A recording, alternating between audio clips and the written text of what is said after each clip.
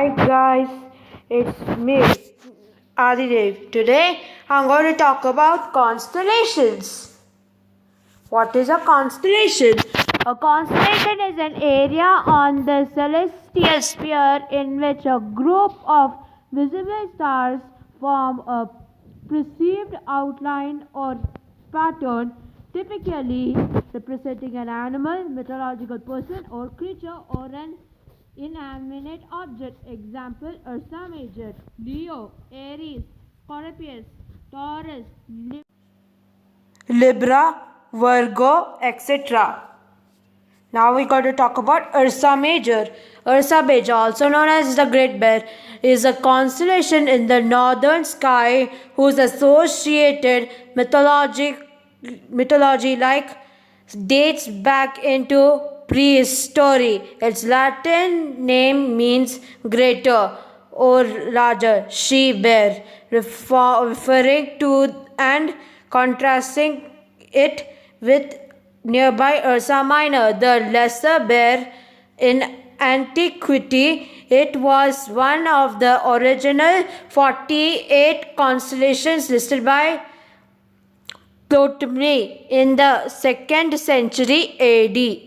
Today, it is the third largest of the 88 modern constellations.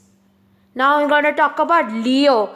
Leo is one of the constellations of zodiac lying between Cancer, the crab, to the west, and Virgo, the maiden, to the east. Is located in the northern celestial hemisphere. Its Latin name for lion, and to the ancient Greeks representing the Nemean lion killed by mythical Greek hero Heracles, meaning glory of Hera, also known to ancient Romans as Heracles, as one of his 12 labors. One of the 48 constellations described by 2nd century astronomer Ptolemy. Leo remains one of the 88 modern constellations today and one of the most easily recognizable due to its many bright stars and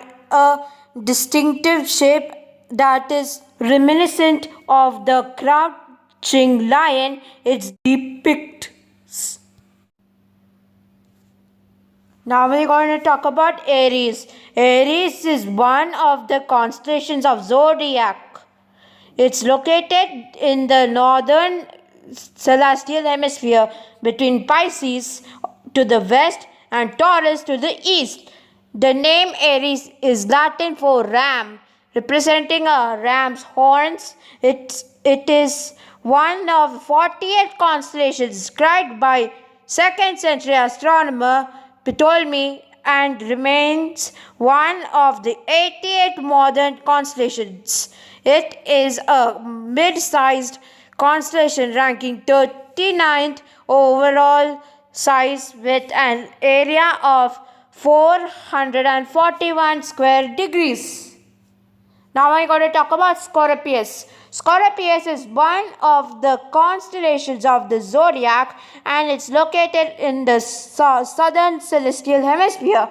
Its name is Latin for scorpion. Scorpius is one of the 48 constellations identified by Greek astronomer Ptolemy in the 2nd century. It is an ancient constellation that predates the Greeks. It lies between Libra to the west and Sagittarius to the east. It is a large constellation located in the southern hemisphere near the center of the Milky Way.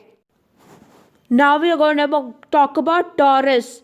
Taurus, Latin for the bull, is one of the constellations of the zodiac and it's located in the northern celestial hemisphere. Taurus is a large and prominent constellation in the northern hemisphere's winter sky. It's one of the oldest constellations dating back to the early Bronze Age, at least when it marked the location of the sun during the spring equinox.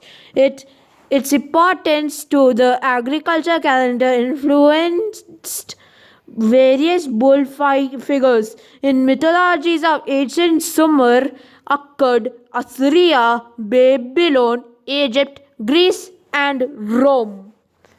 Now we got to talk about Libra. Libra is a constellation of the zodiac and it's located in the southern celestial hemisphere. Its name is Latin for weight scales. It's very faint with no first magnitude stars and lies between Virgo to the west and Scorpius to the east. Beta Librae, also known as Zubenskemeli. It's the brightest star in the constellation. Three star systems are known to have planets. Now we got to talk about Virgo. Virgo is one of the constellations of zodiac.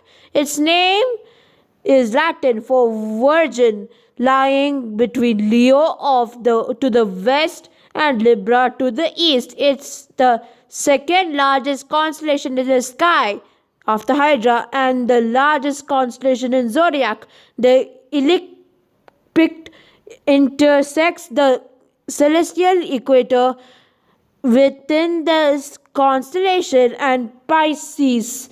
Underlining these technical two definitions, the sun passes directly overhead to the equator within this constellation at the September equinox.